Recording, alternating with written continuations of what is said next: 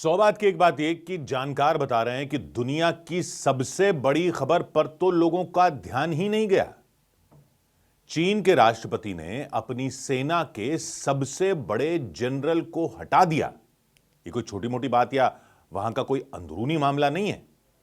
चीन में जो होता है उसका पूरी दुनिया पर असर हो सकता है। तो क्या चीन के राष्ट्रपति डरे हुए हैं, घबराए हुए हैं? अमेरिका से नहीं, अपनी ही सेना से। दुनिया की नजर अमेरिका और ईरान पर लगी हुई थी और शी जिनपिंग ने अपनी सेना के सबसे बड़े जनरल को हटा दिया।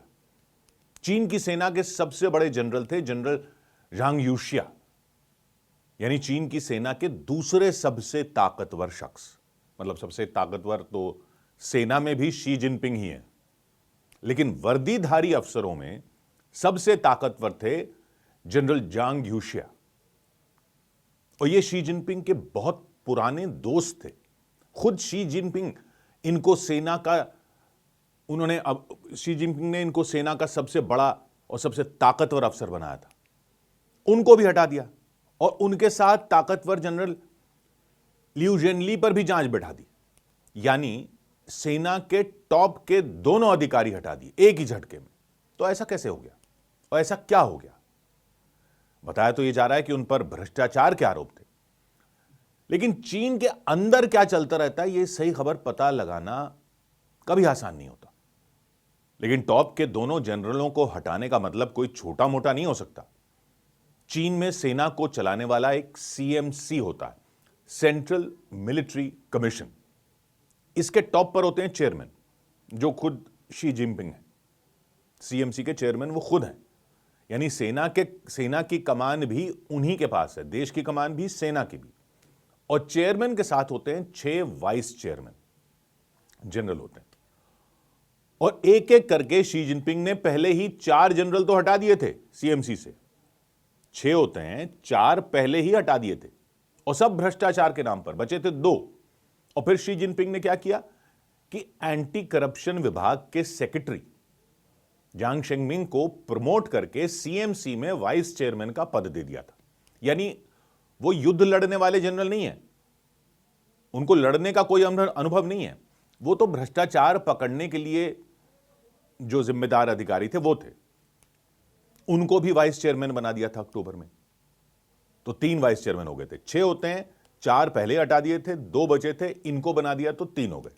अब उनमें टॉप के जनरल को हटा दिया और दूसरे पर जांच बैठा दी, यानी सिर्फ वही बचे। यानी सेना की सबसे बड़ी अथॉरिटी जिसमें 7 लोग होते हैं, यानी खुद शी जिनपिंग और 6 और लोग, उसमें शी जिनपिंग के साथ बचे सिर्फ 1, और वो भी जो अभी कुछ टाइम पहले ही गए हैं सीएमसी में। अब कहने को कहानी यह बनाई जा रही है कि शी जिनपिंग भ्रष्टाचार को बर्दाश्त नहीं करते और अपने सबसे करीबी दोस्त को भी नहीं छोड़ा। देखो, उसको भी निकाल दिया। यह भी कहा जा रहा है कि यह जनरल अमेरिका को चीन के परमाणु राज बता रहे थे, यानी चीन के साथ गद्दारी कर रहे थे, और शी जिनपिंग ने अपना चाबुक चला दिया। यह खबर सिर्फ फैलाई जा रही है, ऑफिशियली नहीं कहा जा रहा। लेकिन चीन के अंदर से जो खबरें आती हैं, दुनिया जानती है कि उनमें कहा कुछ जाता है, होता कई बार कुछ और ही है। चीन की सरकार को भी अच्छी तरह पता है कि पश्चिमी मीडिया में खबरें किस तरह से प्लांट करवानी है, किस तरह से यह बात करनी है कि पश्चिमी मीडिया यह रिपोर्ट करने लग जाए।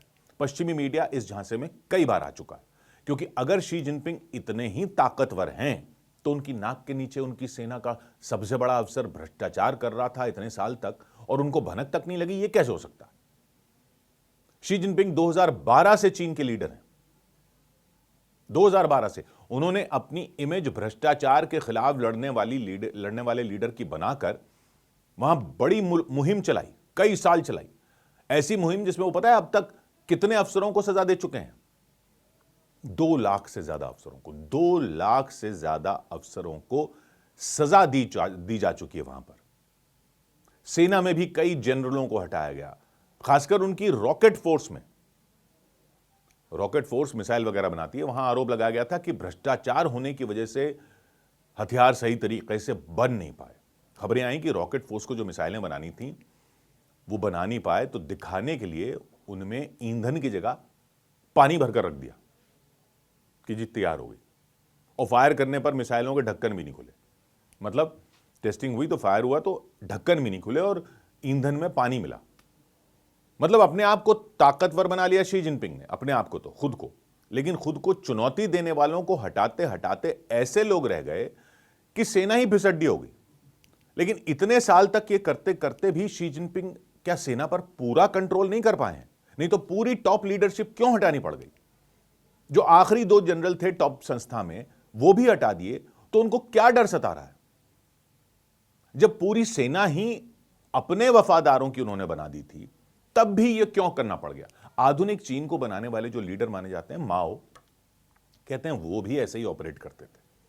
वो भी उनको जो चुनौती होती थी, जो भी देने लगता था कि ये दे सकता है, उसको हटा देते थे। जो भी थोड़ा सा सर उठाता था, उसका सर किसी आरोप के नाम पर कलम कर दिया जाता था। तो क्या शी जिनपिंग को भी कोई ऐसा ही डर सता रहा है कि उनके खिलाफ कोई चिंगारी भड़क ही ना सके? याद रखिए, चीन की सेना ने कई साल से कोई जंग लड़ी नहीं है। तैयारियां तो खूब करती रहती है चीन की सेना, हथियार बनाती रहती है, लेकिन हथियारों की टेस्टिंग किसी जंग के मैदान में नहीं कर पाई है वो। शी जिनपिंग की ताकत तो चीन के अंदर बनी रही होगी, लेकिन क्या सेना की ताकत वो नहीं है जैसी चीन दुनिया को दिखाकर अपना डंका पीटना चाहता है? अभी ताइवान के खिलाफ हुंकार भरने की तैयारियां फिर तेज कर दी हैं चीन की सेना ने, लेकिन टॉप के जनरल ही हटा दिए तो सेना को क्या संदेश जाएगा? ताकत का संदेश जाएगा या घबराहट का संदेश जाएगा?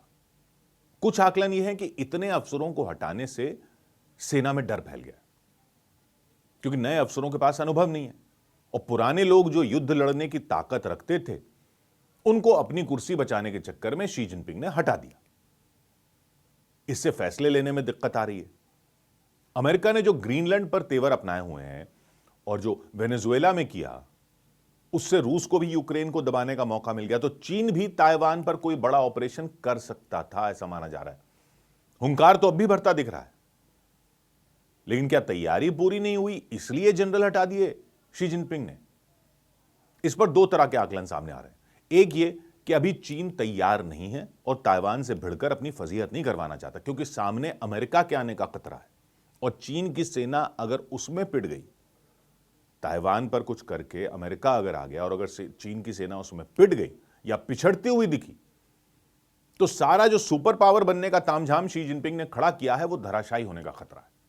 दूसरा आकलन इसके बिल्कुल उलट है कि जनरल को हटाने के बाद शी जिनपिंग दुनिया को भी यह दिखाना चाहेंगे और अपनी पब्लिक को भी यह दिखाना चाहेंगे कि वो अब और ताकतवर हो गए, इसलिए अब तो ताइवान पर कुछ ना कुछ वो जरूर करेंगे। यानी घबराहट में शी जिनपिंग और ज्यादा आक्रामक हो सकते हैं। लेकिन अगर सेना की तैयारी में इतने बड़े छेद हैं कि टेस्टिंग में मिसाइलों के ढक्कन भी नहीं खुल रहे, तो शी जिनपिंग ये जोखिम क्यों उठाएंगे कि फजीहत हो जाए और वो अपने देश में ही कमजोर दिखें? यानी अमेरिका इस कमजोर कड़ी और कमजोर घड़ी का फायदा उठा सकता है। यानी आने वाले दिनों में यह कहानी क्या मोड़ लेती है, इस पर पूरी दुनिया का भविष्य टिका हुआ है। इतिहास बताता है कि ऐसी ही छोटी छोटी हलचल से बड़ी बड़ी वर्ल्ड वॉर शुरू हो चुकी हैं। याद रखिए, चीन के अंदर क्या चल रहा है यह असल में जानना इतना आसान नहीं है। इसलिए ये जो चीन के सारे टॉप जनरल साफ कर दिए हैं शी जिनपिंग ने, यह दुनिया की सबसे अहम खबर है। 100 बात की एक बात।